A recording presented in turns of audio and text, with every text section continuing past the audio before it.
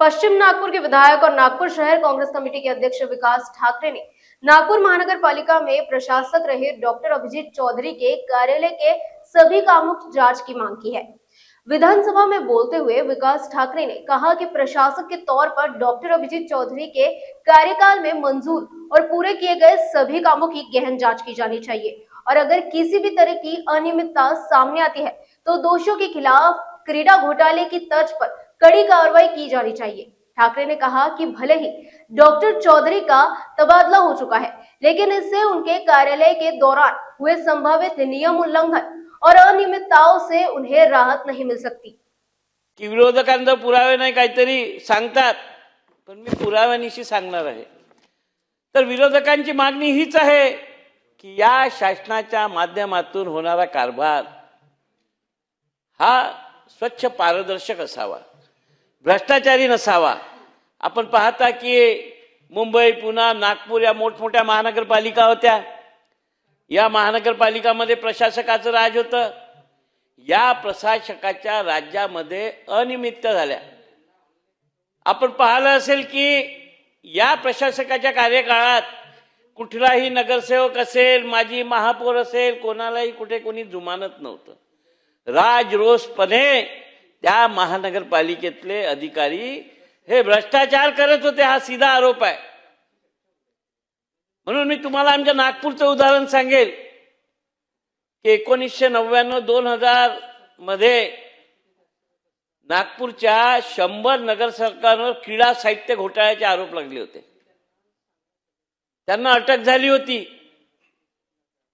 काही दिवस केस चालली, मग त्यातून ते निर्दोष झाले। त्यासाठी राज्य शासनाने एक नंदलाल कमिटी आणली होती। या नंदलाल कमिटीने त्या नगरसेवकांवर आरोप लावले की तुम्ही क्रीडा साहित्यात भ्रष्टाचार केला। क्रीडा साहित्य म्हणजे एखाद्याच्या प्रभागात जर खेळायसाठी फुटबॉल बॅट दिली असेल, हे क्रीडा साहित्य। आणि राज्य शासन आज 3 वर्षात ज्या ज्या महानगरपालिकांमध्ये प्रशासकाकडून जो भ्रष्टाचार झाला त्याच्यावर कोणती कमिटी बसवणार आहे, हा सगळ्यात मोठा माझा प्रश्न आहे। अध्यक्ष महोदय, मी नागपूरचं उदाहरण सांगताना नागपूरमध्ये इतके गैरप्रकार झाले। 200 कोटीच्या महानगरपालिकेच्या जागा ज्या देण्यासाठी टेंडर काढण्यात येतात, टेंडर मध्ये ज्यांनी भाग घेतला ते सर्व लोक वाट पाहत असतात की 4 महिने झाले टेंडर ओपन होईल। फेब्रुवारी झाला, हा नोव्हेंबर, डिसेंबर, जानेवारी 4 महिने। मग 4 महिन्यानंतर काही कारण दाखवून आयुक्त ते टेंडर रद्द करतात। एक आमचे कर्नल, त्यांची 2 वर्षापासून तक्रार आहे, गुजरातच्या सीमेवर आहेत ते। त्यांच्या रेसिडेन्शियल जागेमध्ये कमर्शियल ऍक्टिव्हिटी करत आहे, तिथे सँक्शन दिलं। एका बिल्डरला 1 कोटी रुपये घेऊन त्याचा प्लॅन सँक्शन केला। त्यांनी काम केलं 1 वर्ष, त्याचा प्लॅन पुन्हा रियोग करून टाकण्यात आला, काम थांबवून टाकण्यात आलं।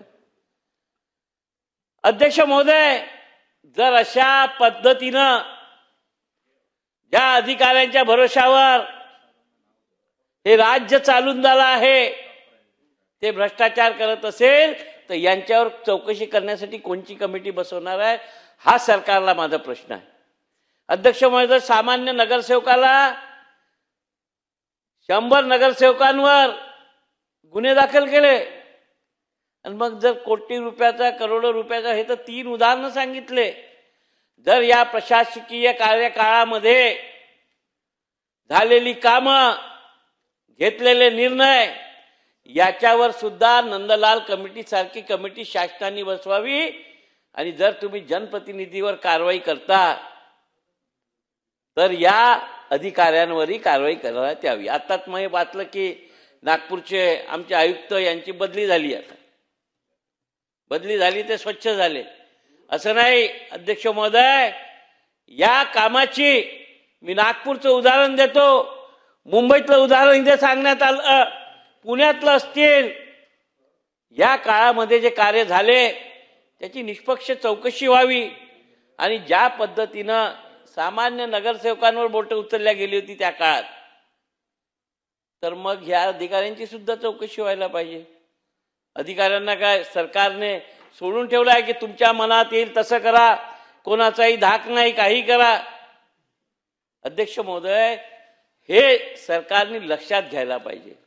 जर हे सांगितलेले प्रकरण 3च आहे, माझा दावा आहे की एक कमिटी बनवली आणि जे कार्यकाळात झालेले कामं आहे त्याची चौकशी केली तर जरूर याच्यात अनियमितता आढळून येतील.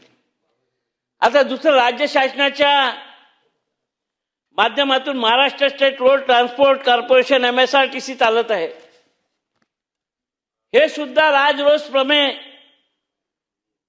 भ्रष्टाचाराला पाठिंबा देत आहे. एक उदाहरण सांगेल मी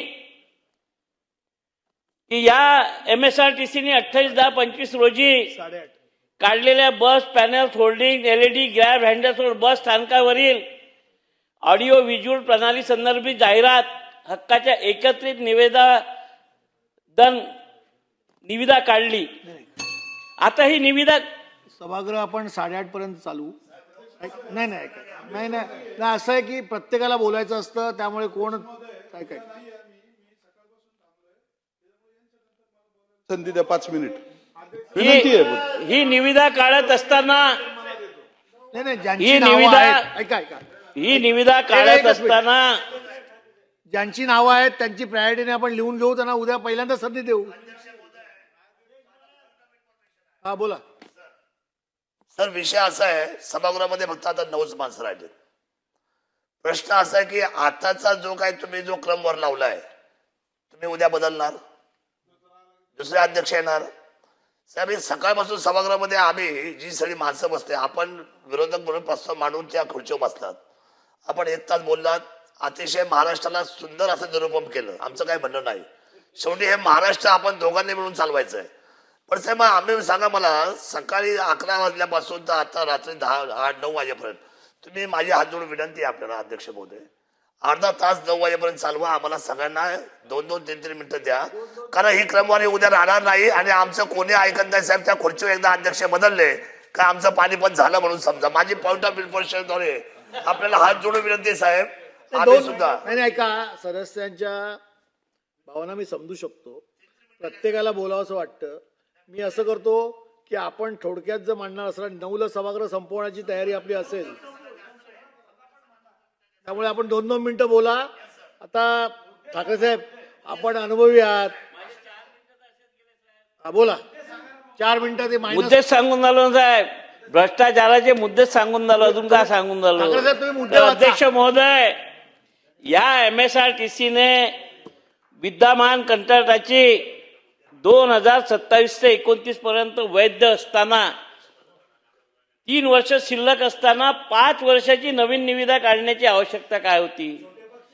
महसूल अंदाज व बेंचमार्क परिपत्रकानुसार पुढील 5 वर्षात 250 कोटीचा महसूल अपेक्षित आहे, परंतु विद्यमान कंत्राट संपल्यावरच ही निविदा लागू होणार आहे.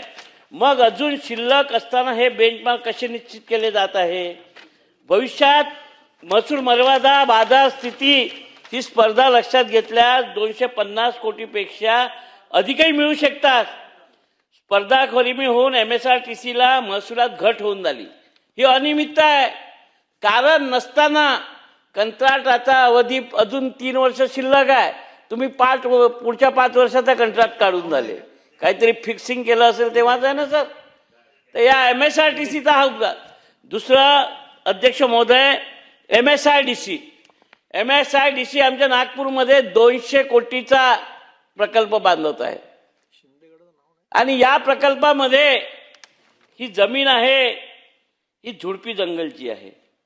इथे ब्रिजेश दीक्षित नावाचे अधिकारी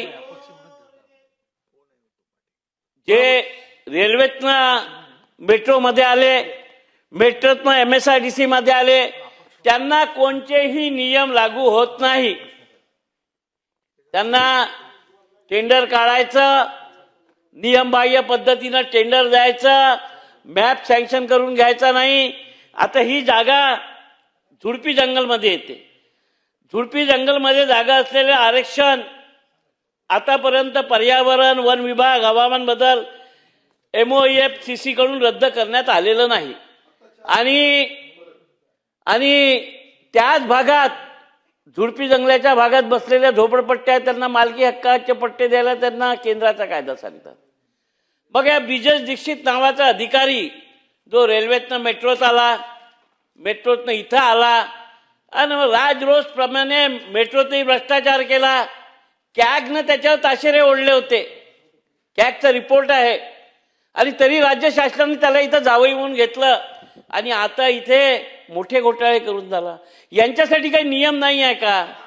कुठलाही अधिकारी असेल त्याच्यासाठी नियम असले पाहिजे.